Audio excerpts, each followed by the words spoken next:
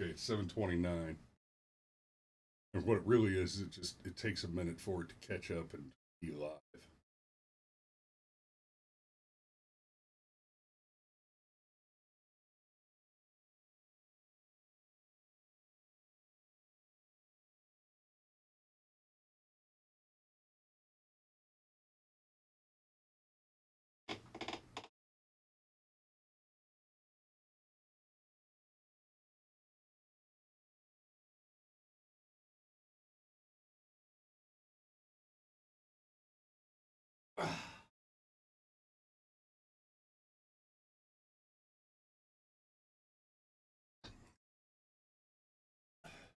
GCM says FTP FBL. FBL? Fuck Bud Light. Is FBL the new FJB?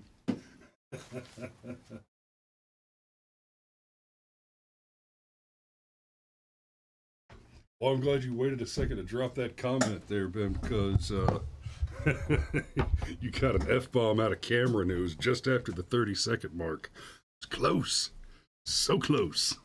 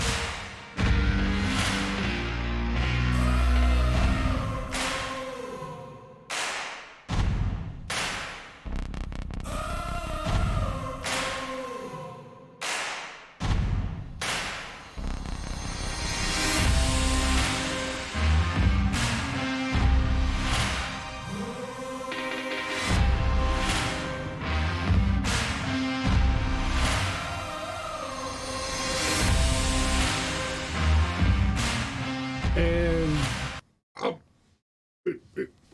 it's just me. I'll fix it. I'll fix it. Look who I got. It's Cameron. Hey, he's back. Good morning, everybody. Good morning. So we're going to talk a little bit about the Dylan Mulvaney thing this morning. And yeah, we are. Dylan Mulvaney has achieved the impossible. Done something interesting enough for me to talk about. Because, as you guys know, We've talked about Dylan Mulvaney before. We have talked about Dylan Mulvaney once or twice. And the thing is, I detest having a conversation about these people generally because I just don't want to give any more gas to their fire. I would prefer you should treat trans activists like mass shooters. The more you talk about them, the more they generate. Oh, see, I was going to say something about how No. I was gonna make a comment that probably would have gotten us booted from YouTube. Be like, okay, buddy, if that's really how you want to treat trans activists. No, look. Yes. I'm actually going to fundamentally disagree with that. We have done live and let live. In fact, we have practiced what I will refer to as the Western liberal Christian ethic. And it has been used against us. There's this whole rules for radical thing that we're going to swing back around to. But part of the point of Saul Alinsky's rules for radicals was, hey, guess what? You could use their rules against them. Yep. We don't have to follow their rules, but they have to follow their rules. So if you can find the contradictions in their rule set and jam it down their throats, you can use it against them. And there is no perfect rule set. Correct. So we are man, and man is fallible. Man is fallen and fallible. That's like you don't even have to be a Christian to understand that as a premise.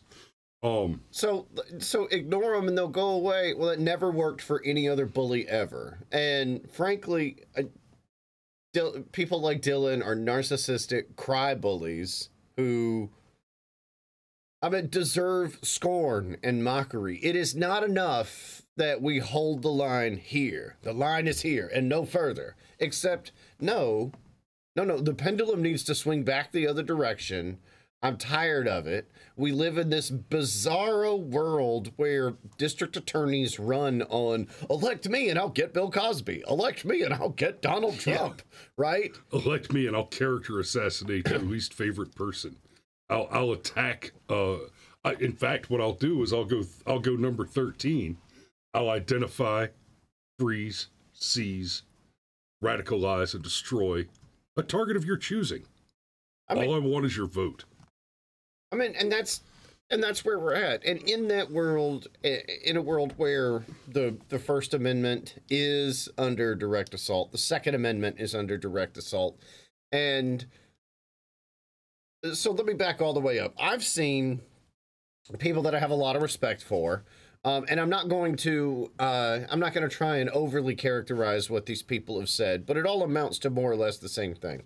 I've seen Alex from the TPS report, for example.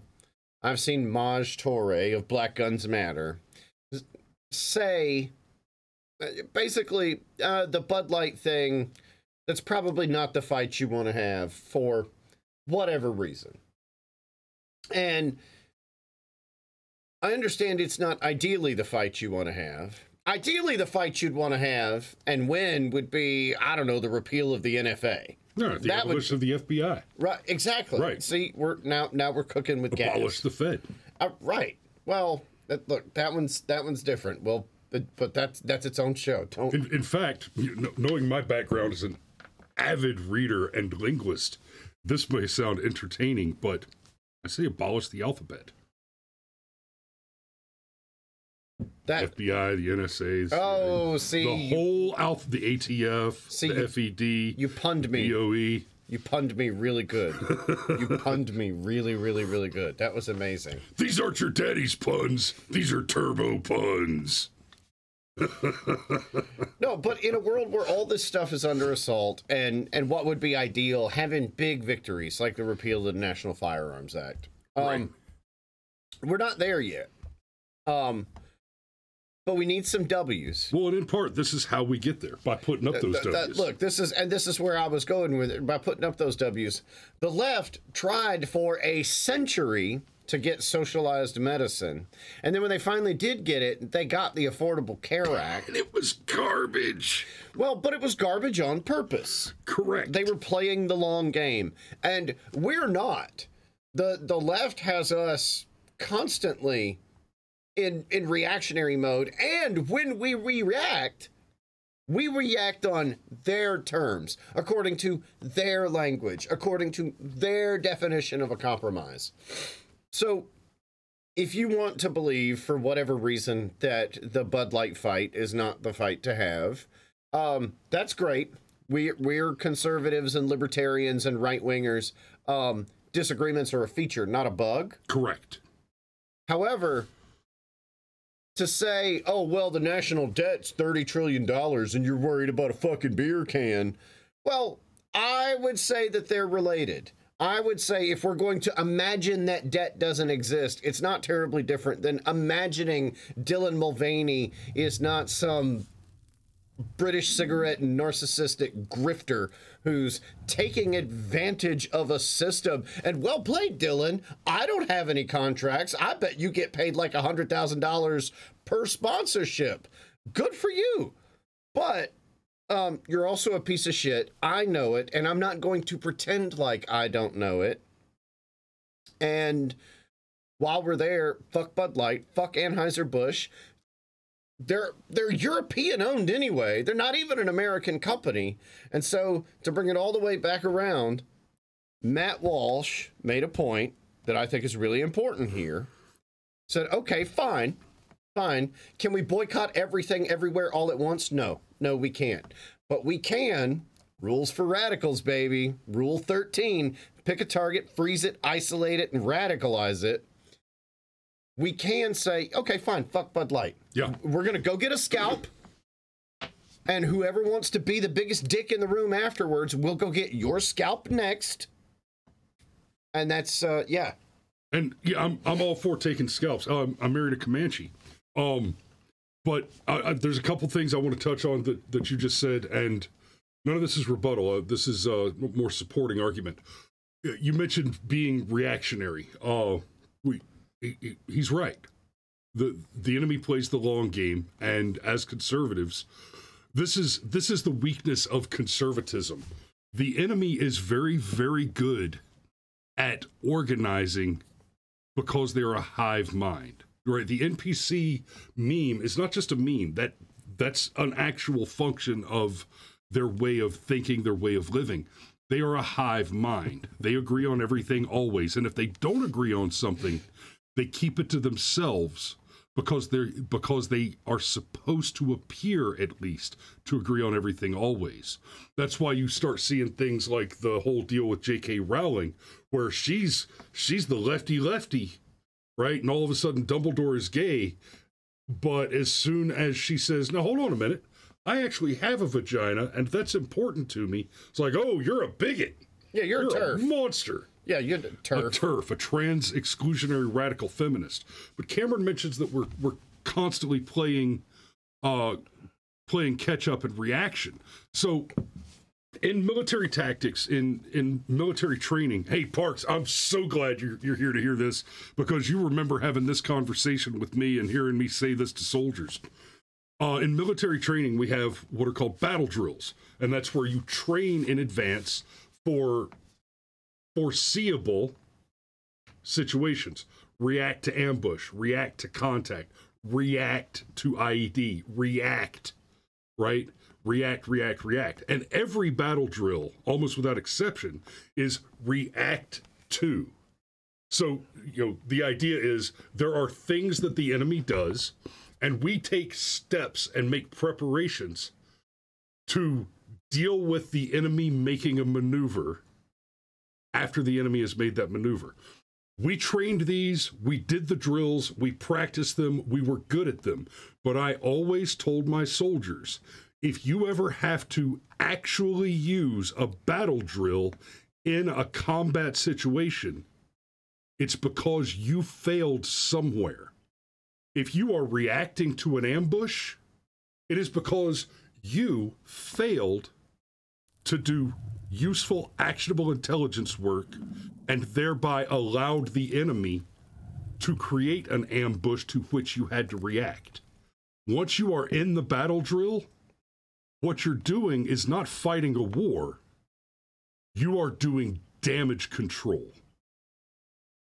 You are no longer actively conducting kinetic operations.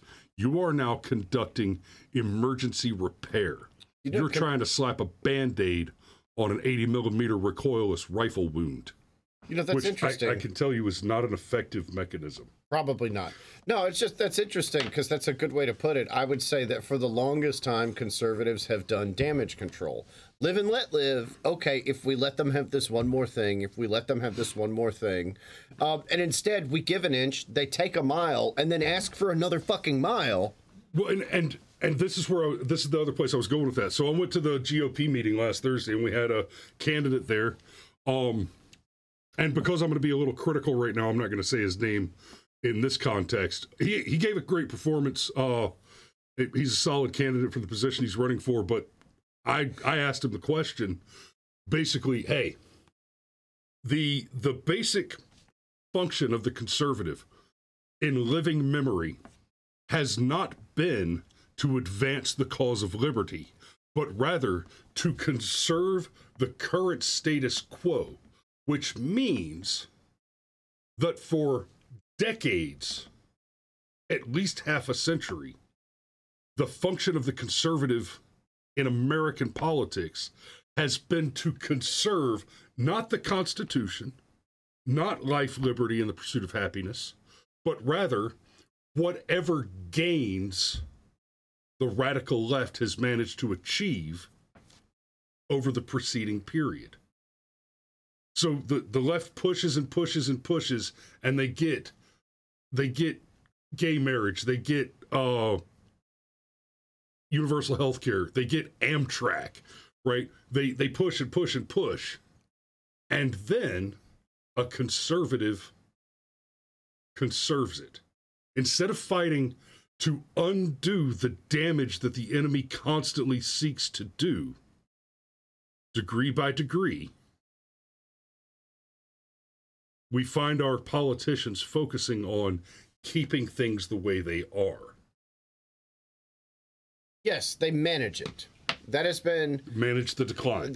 Well, and not just the decline, but manage the status quo, manage the anything and everything as the norm, okay?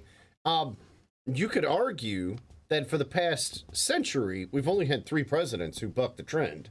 Calvin Coolidge, Ronald Reagan, and Donald Trump. Of course, if Ron Paul is to be believed, the CIA shot JFK because he was trying to be the 4th.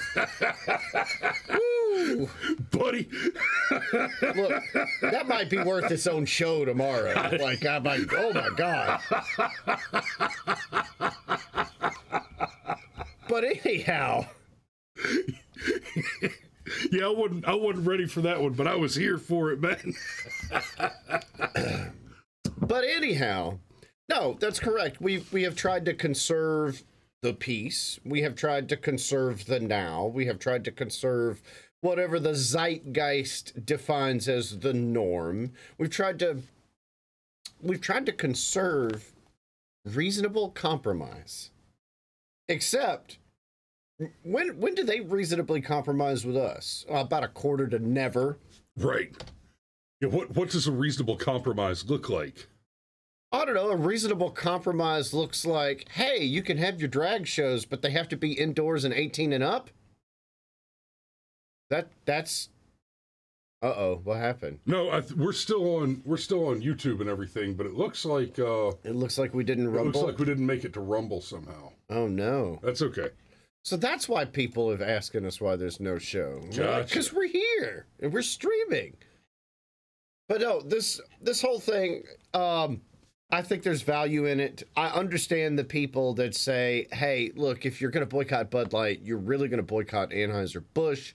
And as soon as you start boycotting products, like, try and boycott everything that's made in China or has parts that are made in China. Yeah. Like, good luck, right? And I understand that point. I also understand the point of the people that say, look, we've got a $30 trillion debt. We've got a legal system that really does appear to be about to go off the fucking rails. Okay. And then let's not forget that we're going to have a presidential cycle coming up and everything else. I hear all that. Okay. But here is one where we have people, and we have people emotionally invested. Here is one, and I'm going to say this so that we can segue in a moment, but this is sort of like how when Disney bought out Star Wars and then pissed in all the Star Wars fans' faces. Oh, you love Luke Skywalker? Yeah, we're going to turn him into a bitch. And this is the same thing. Your Bud Light bread and butter customer is an American flag waving, NASCAR watching, going to church on Sunday morning, grilling out barbecue on Friday night while drinking a 6-pack of Bud, middle of the road American. That is your target demo with Bud Light. That is why for years, man, just go back 5 years and look at a Bud Light marketing campaign, right? You know what's really funny is, remember for the longest time, Bud Light had the real men of genius. Yeah. Right? Well, hey, look, they found one. They found a man who's such a genius, he's better at being a woman than women are. Yeah, speaking of which, yeah, we got this from the Babylon Bee. I love the bee, man. I love the bee. Beverage pretending to be beer features man pretending to be woman. In March, in a match made in heaven, a beverage that tries to pass itself as beer has hired as its spokesperson a man trying to pass himself off as a woman. For decades, we've been putting carbonated backwash in a beer can and pretending it's beer, said Anheuser-Busch CEO Brendan Whitworth. Who better to represent our brand than a guy throwing on a dress and pretending he's a woman? Amusingly, we have an actual letter from Augustus Anheuser III, who says he had no idea the marketing department at Anheuser-Busch approved a campaign that promoted LGBTQ behaviors and lifestyles. As the company's current CEO, he issued a formal apology to his customers. To anyone offended by the campaign, I'm truly sorry, he said in a statement obtained by the DKT. I was unaware that the people entrusted to promote our brand were so out of touch with our customer base. Now, Jack Dorsey had no idea what was going on at Twitter. Of course. Yeah. First, I don't know why I said that out loud. I couldn't imagine how that's related. You mean X-Corp? Anyhow, so we get an apology, but that's not enough. That's what I mean. Like, okay, normally, if we were all playing by the same rule set, an apology would usually be enough. Right. But no. We need denouncement. And we're getting some. So it looks like, from by the numbers, Bud Light distributors spooked by backlash to Dylan Mulvaney partnership. Anheuser-Busch distributors of the South were spooked by the widespread backlash Bud Light received after teaming up with transgender social media star Dylan Mulvaney. The intense opposition to Mulvaney promoting the beer has been alarming to Anheuser-Busch distributors, which placed fewer orders after the partnership sparked outrage from conservatives who argued the company is pushing gender propaganda. They didn't argue the company is pushing gender propaganda. The company is, in fact, pushing gender ideology propaganda. And here's this is important. What has happened with Bud Light here? You have a certain demographic, and you went out of your way to attack that demographic, right? This isn't like you're a completely neutral, everybody likes Oreos and Oreos went gay. You haven't chosen a segment of your market share to eliminate because you dislike their views. You've chosen to alienate and attack your entire market share. And, you deserve to suffer for that alone, because stupid should hurt. You made a poor decision, and these are the consequences of that. You bring up the chat, and because it disappeared there. It disappeared on purpose. It's Yes, and then just real quick, roll back over to the thing, and just look over there to the right. Target security guard punches customer after she demanded reparations. There's a whole lot of jokes that we could make about that if we were on Rumble, and only on Rumble. Yeah. So yeah, like I said, but that's the thing. All right. if you don't think this is the fight to have, fine. And if you want to make a case for what you think the fight to have should be, fine. But here's something people are emotionally invested in for good reason. Like, I keep seeing these tweets that say, oh, well, it happens to be day 18,839 of being a woman for me. I have 2 daughters of my own that I actually birthed from my vagina that I've had since I was born. Can I get my face on a can? And I'm like, that's hard to argue with, you know? So people are invested. No. The taller swimmer gets the trophy. Yeah, let's go get the scalp. And if you don't think this is the one to have, let the people go get the scalp. Sometimes, so I watch a lot of football. Well, I used to watch a lot of football. I don't anymore because, well, it's another one of those things that the left just had to get into, right? But there's this thing in football, they call it the mo, and it's momentum. And you can tell when a football team has the momentum, when they know they have the momentum, because they're able to squeeze just this little bit more out of their plays, both offensively and defensively. They are rolling, okay? And right now, we don't have a lot of momentum. And success breeds success. And if we have to start by knocking down a stupid beer can and work our way up, the left would accept that as a fantastic strategy. Yeah, so, and you know what? As a man, I can say that knocking down beer cans is what balls are for. What happened now? Don't worry about it. But I think that's a good spot to go ahead and put a pin in it. We need to wrap up the show because I got to get down the road and get to work. Okay. So thanks for watching, and we love you, and we will see you tomorrow.